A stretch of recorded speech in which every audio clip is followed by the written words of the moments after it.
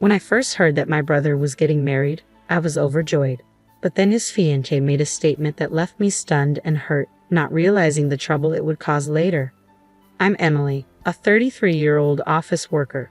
My life took a tragic turn when I lost my parents in a car accident when I was just 8 years old. My 5-year-old brother, Ethan, and I were taken in by our paternal grandparents. Despite their best efforts, it was incredibly challenging for them to raise us, especially in their retirement years.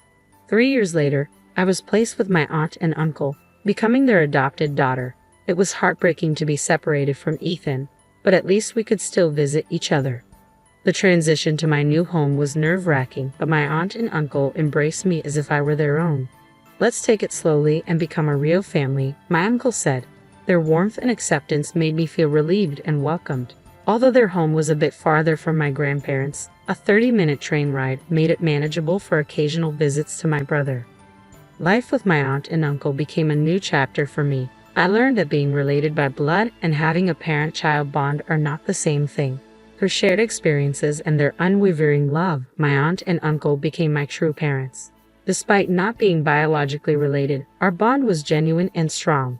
Friends who learned of my adoption were surprised, often commenting on how well-adjusted I seemed. But I didn't see it as anything extraordinary. My aunt and uncle's love and patience made it all possible. Initially, I struggled to open up, sometimes being stubborn and rebellious. Yet my aunt and uncle never wavered in their support. Now, as an adult, I deeply appreciate everything they've done for me. I wanted to give back, so I joined my uncle's company and worked hard, eventually becoming a supervisor. Their support and love shaped who I am today, and I am profoundly grateful for the family they provided me. Once we both had cell phones, I kept in regular touch with my brother through texts and calls, and I visited him from time to time. However, after high school, our interactions became less frequent. His responses to my occasional texts were brief, which is not unusual for siblings of different genders as they grow older. Despite this, my brother grew up well in our grandparents' care. He remained kind-hearted, and though he might have felt lonely at times without our parents, he never caused me much concern. He matured into a successful individual, graduating from college and landing a job at a prominent company. Both my grandparents and I were immensely proud of him. This year, when he turned 30, he reached out to me unexpectedly to introduce me to his fiancée. Though I felt a tinge of being overshadowed, it was wonderful news to hear that he was getting married. I deeply regret that our grandparents, who had passed away in the last few years, couldn't be there to celebrate with us. They would have been overjoyed. A few days later, my brother brought his fiancée to meet us at the house where my aunt, uncle, and I live. "Let me introduce you to Samantha, my fiancée," he said. Considering the journey we both had from losing our parents at a young age to reaching this milestone, it was a deeply emotional moment for me. Seeing my brother so happy made me feel almost like a mother to him. I was touched to see how my once little brother had grown up and was now introducing his fiancée. "I'm Emily, his sister. Thank you for coming today," I said, smiling at Samantha. "Ethan, it's so wonderful to see you after so long. You've grown into a remarkable person. Congratulations on your engagement. I'm delighted to meet you, Samantha." My aunt and uncle also extended warm greetings. "It's only natural for us to welcome you," my aunt said. "I'd love to chat with my future sister-in-law." Samantha responded, her smile brisk but sincere. I had initially thought she might be a sheltered young woman, given her background as the daughter of a company president. However, she appeared capable and confident. Considering Ethan's gentle nature, they seemed like a well-matched pair. During our introductions and while enjoying some cake, Samantha asked a series of questions to get to know me better, including whether I was single and if I had any plans for marriage. She also inquired about my life as the adopted child in the family. When she asked to exchange contact information before leaving, I was happy to agree. She reached out to me to meet at a cafe, which gave me a fluttery feeling of gaining a sister. However, my cheerful mood was quickly overshadowed once we settled down with our coffee. "I wanted to speak with you alone today," Ethan's fiancée began. "Since it's just us women here, if you have any complaints or concerns about my brother, I'm all ears." I was caught off guard by her directness. That's not exactly what I wanted to discuss," I replied, sensing an odd tension in the air. Her gaze was intense, and she seemed to be scrutinizing me closely. "I have a favor to ask before we get married," she said. Her use of the word favor made me uneasy. "Yes, what is it?" I inquired, trying to stay calm. So you're the adopted child of that couple and still single, right? She asked abruptly.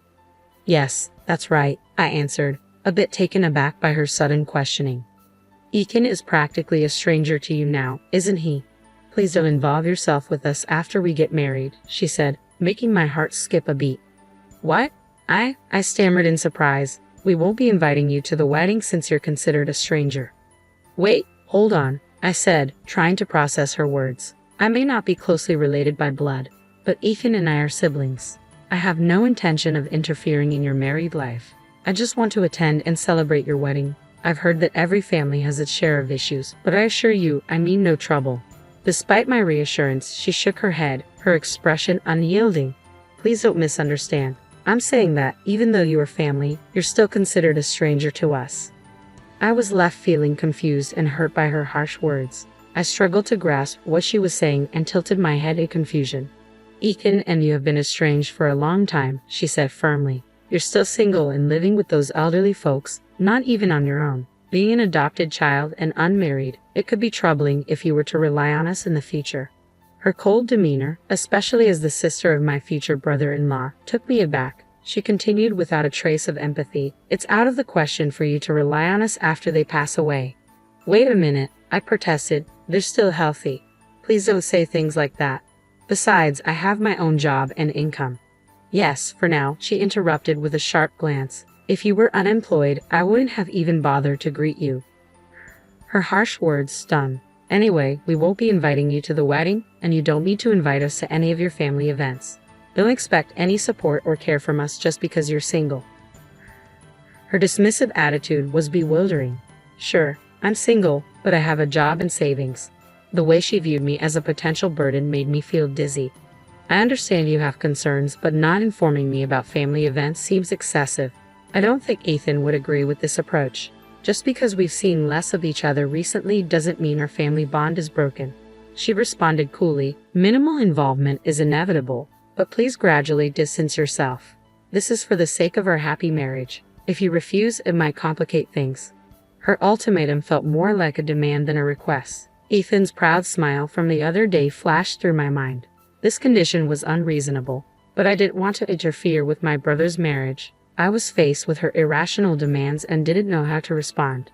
That night, I was left speechless. When I shared the events of the day with my aunt and uncle, they were equally incredulous. Did she really say that? My aunt asked, clearly taken aback. She seemed so pleasant when we talked before. I was shocked too, I admitted.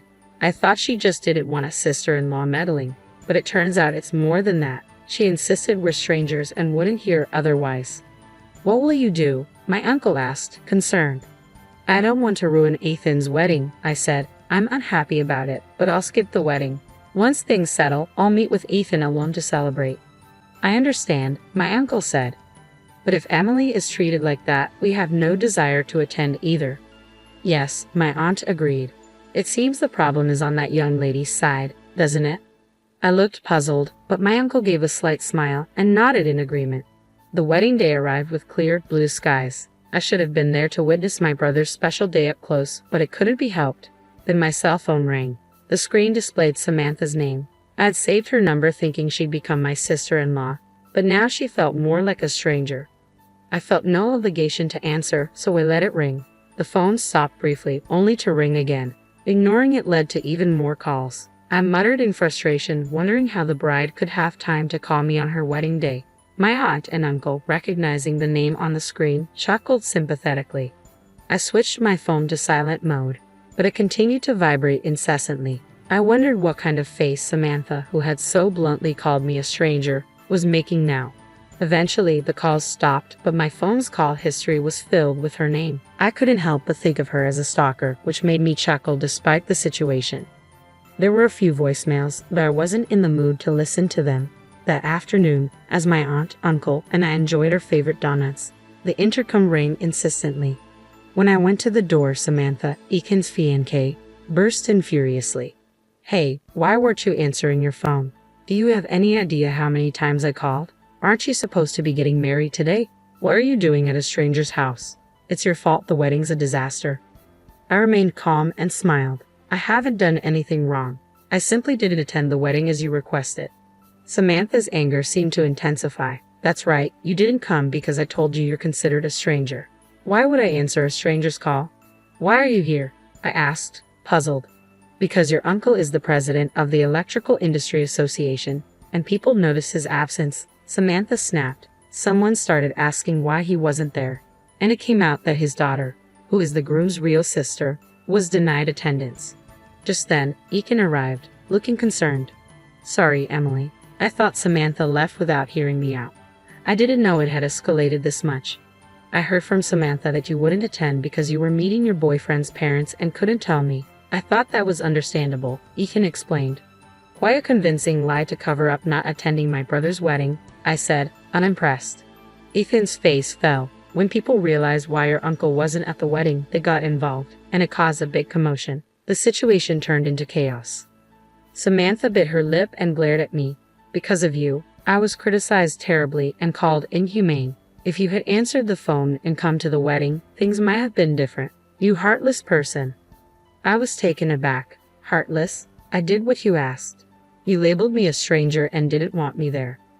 My uncle, who had been observing quietly, stood up. It seems like the issue lies with how this situation was handled. Let's focus on resolving the mess caused rather than placing blame. I'm your brother's fiancée, so I should be like a sister to you, right? There's no point in continuing this conversation. You should take responsibility for your own words, Samantha said, her tone firm. I'll retract what I said earlier if you help me smooth things over. I shook my head. There's nothing I can do as a stranger. Wait, no, come on. I still have a lot of questions, Samantha insisted. Reluctantly, Ethan led his protesting fiancée away. Shortly after, their engagement was called off, and Samantha was left with the burden of the wedding cancellation fees. Despite her complaints, her parents accepted that the fault lay with her. Although her father was a president, his company was a small factory that relied heavily on maintaining good relations with Ethan's major company and my uncle's Electrical Industry Association. Samantha's actions jeopardized these critical relationships. Her father had to make numerous apologies, and Samantha was reprimanded and forbidden from returning home. She attempted to stay with friends, but following the wedding fiasco, they distanced themselves, leaving her without support. Ethan, reflecting on his choices, came to apologize. I only liked her because she worked for a major company and didn't have any family to trouble her. I hate that I couldn't see through her. We all tried to comfort Ethan. It's a good thing you weren't married to her yet. She put on a facade, and it's not your fault for being deceived by someone who hid her true self. You're too kind, Ethan. It's a shame about her, but you'll find someone who truly cares for you. I hope so, Ethan said, taking the donuts we offered. Here, have some of your favorite donuts. Let's enjoy some coffee.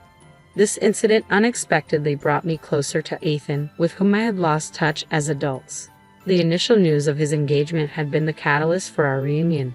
In a way, I found myself grateful for that, despite everything. Watching Ethan interact with my aunt and uncle, seeing them talk like a real family, made me reflect. We often take those closest to us for granted and forget to show them we care. I resolved to cherish my loved ones more. How are your loved ones doing?